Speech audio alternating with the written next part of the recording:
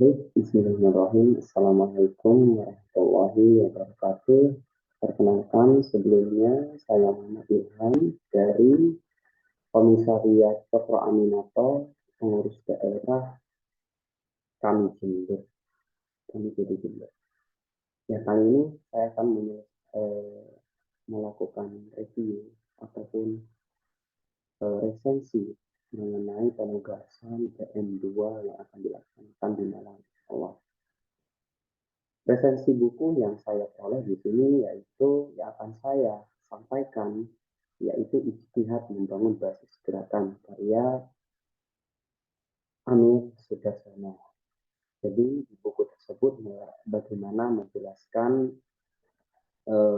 kisah atau keberadaan para pemuda dalam kehidupan manusia yang memanglah dalam diri pemuda ini merupakan potensi untuk mewarnai perjalanan sejarah umat manusia. Karena di sini beliau beranggapan bahwa pemuda adalah calon pemimpin masa depan. Mereka lah yang nantinya akan merubah umat. Mereka lah yang akan membawa umat kepada jalan kebenaran, jalan kebaikan, maupun jalan kesesatan, dan juga jalan keangkuhan. Kita berharap ya, pemuda-pemuda saat ini dapat membawa cahaya Islam, dapat membawa kebenaran, kebaikan, serta dapat menunjukkan syariat-syariat Islam.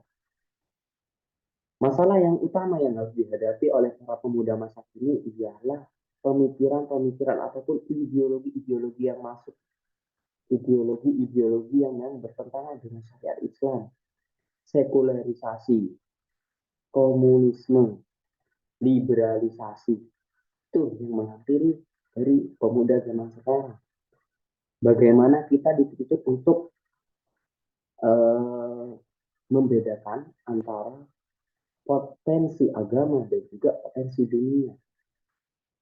Kita dituntut untuk tidak menjadikan agama sebagai fondasi untuk membangun dunia, fondasi untuk berpolitik misalnya, fondasi untuk melakukan perekonomian misalnya. Itulah yang kita rasakan saat ini. Bagaimana rakyat atau pemuda saat ini sudah banyak melakukan itu, khusus di pemuda-pemuda yang notabene bergeliat di kampus-kampus di Indonesia khususnya. Beranjak pada masa lalu di era 80-an, di mana para mahasiswa pada masa itu mengalami yang namanya pembungkaman atau rekayasa yang dilakukan oleh pemerintah Orde Baru pada masa itu. Yang mana pemerintah Orde Baru ini menumpukan semangat kritik para mahasiswa. Maka dari itu, kampus dijadikan sebagai karantina politik dengan membuat mahasiswa hanya fokus pada nilai akademik saja tanpa memperhatikan tugasnya sebagai penyambung lidah masyarakat pada masa itu. Hingga pada tahun 1998, mahasiswa dengan intelektual dan kekuatannya dari masjid ke masjid, politik dakwah kampus pada masa itu, mampu menggulingkan pemerintahan rezim Orde Baru, sehingga lahirlah rezim reformasi atau era baru gerakan mahasiswa, era baru gerakan yang mana mengatasnamakan mahasiswa sebagai pelaku utama dalam pergulatan reformasi pada masa itu. Muncullah pada masa itu yang namanya sebuah organisasi mahasiswa, yakni Kesatuan Aksi Mahasiswa Muslim Indonesia, atau kita kenal dengan sebutan KAMI. Nah, gerakan ini memang dibangun tidak bermodal sekedar intelektual saja, tetapi juga menumbuhkan semangat spiritual. Bagaimana mengkombinasikan antara agama dan juga dunia. Bagaimana mengkombinasikan antara semangat spiritual dan juga semangat intelektual. Itu yang didasari pada gerakan ini.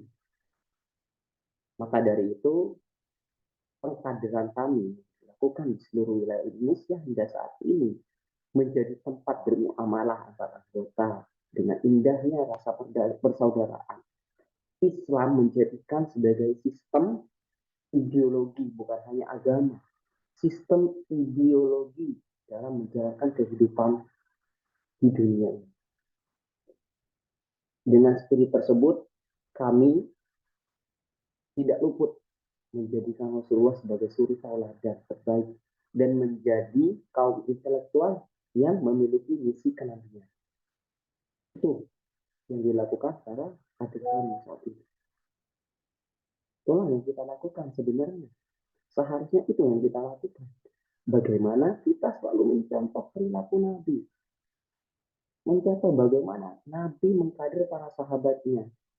Dari yang mulanya pengkaderan secara sembunyi-sembunyi selama 13 tahun di kota Mekah sampai pengkaderan yang dimana pengkaderan secara terang-terangan selama 10 tahun di Madinah sehingga membuat cahaya Islam nampak, cahaya Islam kita rasakan hingga saat ini.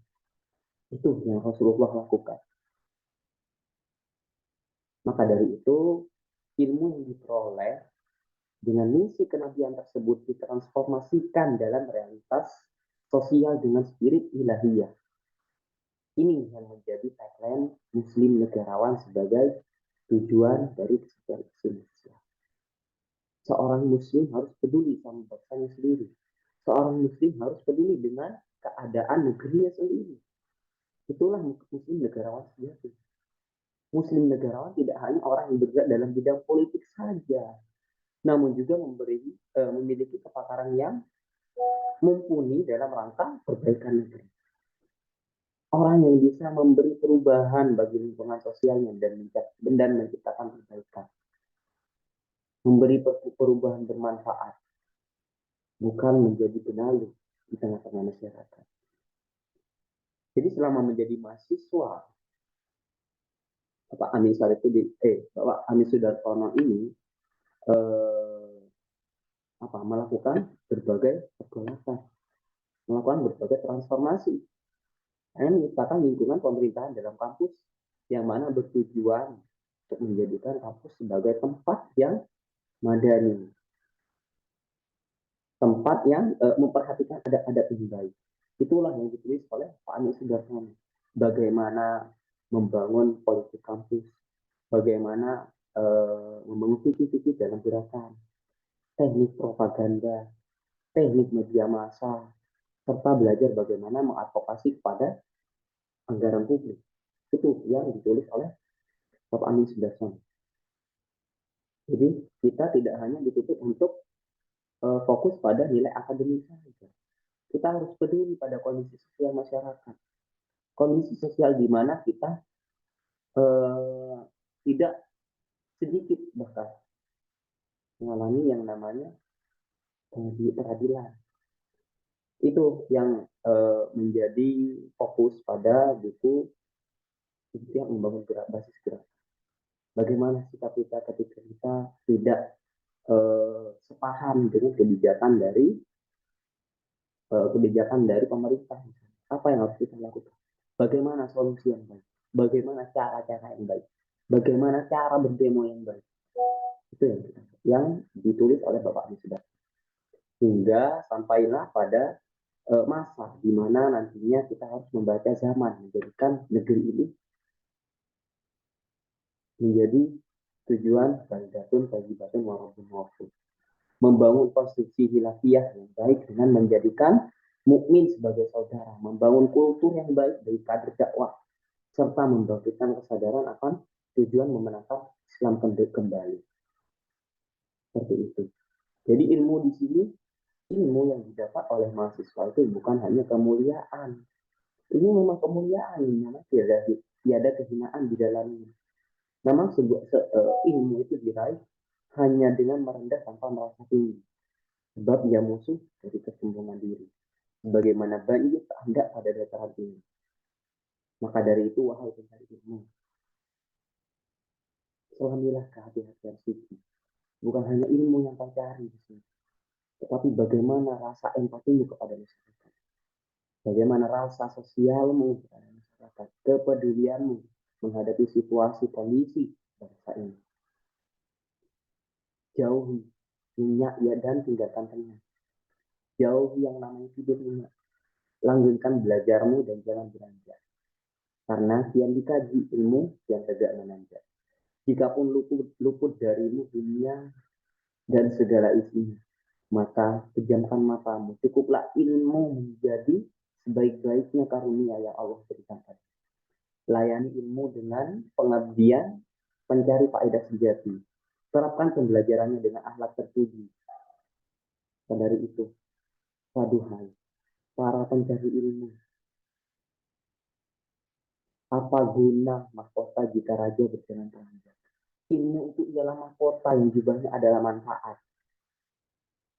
Jika ilmunya hanya untuk mencari pengakuan para hamba dan abdi, maka betapa ruginya seorang pemuda berbestari. Apa guna ijazah bila santri dengan tak tuai manfaat? Kita di sini semua adalah santri.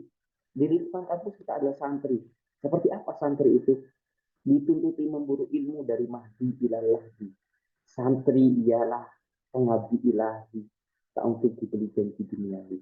Itulah sifat muslim negara sejati. Assalamualaikum.